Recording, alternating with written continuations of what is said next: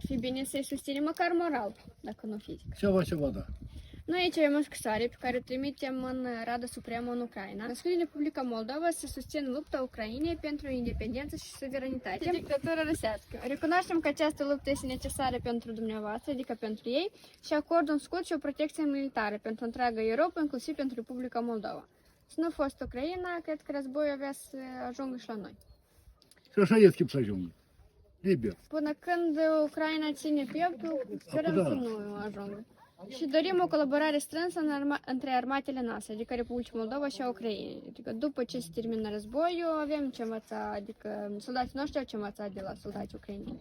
Ei acum sunt mai Îmi pare că degrabă război să nață înapoi. Așa, după a mea părere. Și al mai bine ar fi să fie pașe. Da. Și să nu trebuiască nici armată, Da, așa să zvârli cu bani de un cap unul la altul, mult să ghini. Poate de spus că nu s-au învățat pe greșelile din restul războiului, primul război mondial, al doilea război mondial. Și recunoaștem că avem un dușman comun care deja de 30 de ani a ocupat Transnistria, așa cum a anexat Crimea, Donetsk, Lugansk și Zaporizhia. Aceasta e, sunteți de acord? De 30 de ani suntem influențați de Rusia, chiar și în politică ei se bagă. Eu așa consider că Transnistria e Republica aparte. Și asta e de mult, nu, avem 30 de ani. Conștientizați faptul că până ce nu se clarifică conflictul ăsta la nostru transnistrian, Republica Moldova nu poate să meargă mai departe, să dezvolte ca stat democratic. Păi clar că nu ar să vări nimic aici. Este conflict. Acolo este armata 14 și noi nu suntem în securitate militară nici de cum. Chiar dacă ne-am proclamat ca stat independent, ca republică. Asta cumva pe cale pașnică să ne unim cu Transnistria. Nu trebuie război. Fără conflict, fără vărsări de sânge. Și dumneavoastră vedeți asta? Eu ceva prevăd. Poate și mă ceva. Dumneavoastră ați semna o astfel de scrisoare și trimitem în Ucraina? Da, Avem o armată profesionistă, are ce să ne apere în caz de război. Tinera. cu Rusia, asta e de râs. Noi avem o scrisoare care trimitem deja în Parlamentul Republicii Moldova și așa cum avem nevoie de pompieri, de poliție competenți, așa avem nevoie și de o armată competentă. Cerem ca guvernul să investească mai mult în armată și să avem armată profesionistă, care riști tehnică, rezerviști pregătiți, tineretul să fie pregătit să se facă armata cum se cade, nu cum acum. Cultura militară a Republicii Moldova să se schimbe, o populație antrenată și înarmată la nivel elvețian. Elveția este o țară mică, este neutră, nici în NATO, nici în Uniunea Europeană, dar are o armată pe locul 32 din lume. Dar noi suntem pe locul 100 și ceva. Și ca armamentul să fie produs la noi în Republica Moldova, dar să nu fie cumpărat de psihotare. Astfel o să se creeze locuri de muncă de întreprinderi private. Dacă de o pildă n-au și plăti o pensie cum trebuie la oameni, apoi au și produs armament? Finanțări vin, dar nu se duc acolo unde trebuie. Păi e ca asta și socoteală. Finanțările vin și se duc pe aici, prin buzunări, dar armată e vreau. Pentru ce ne trebuie nouă armată?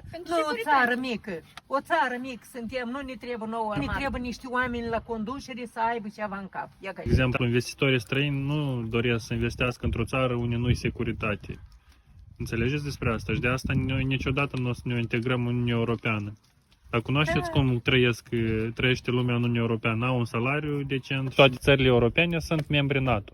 Și în caz că o țară este atacată, restul țărilor o ajută în rezolvarea acestui conflict mai întâi pașnic și numai dacă nu se poate rezolva pașnic, atunci deja pe cale militară. Vă gândiți că ar fi bine ca Republica Moldova să facă parte din această organizație? Este o organizație militară defensivă care doar se apără, nu atacă alte țări. Dar Rusia deocamdată acum a atacat pe Ucraina.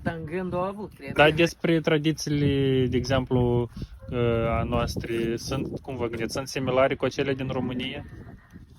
Vorbim aceeași limbă, avem aceleași tradiții? Despre nuntă, despre gastronomie românească, despre dansul popular, despre șezătoare. Dansurile tot aceleași, mâncarea, tot, gastronomia, tot au sarmale, mămăligă, tot. Da, e clar friptură. că noi ceva avem comun cu românii. Pe acum s-au închis 6 posturi rusești din Republica Moldova. Foarte rău au făcut, foarte rău. Dar de ce? Nu din pricina poliției. Eu avem emisiunile mele. Noi nu avem emisiunile noastre în limba noastră, în limba română? Numai politică de-a prostească. Nu. Dar conștientizați faptul că aceste posturi rusești, de exemplu, noutățile, politica care acolo o spune, este propaganda din Federația Rusă.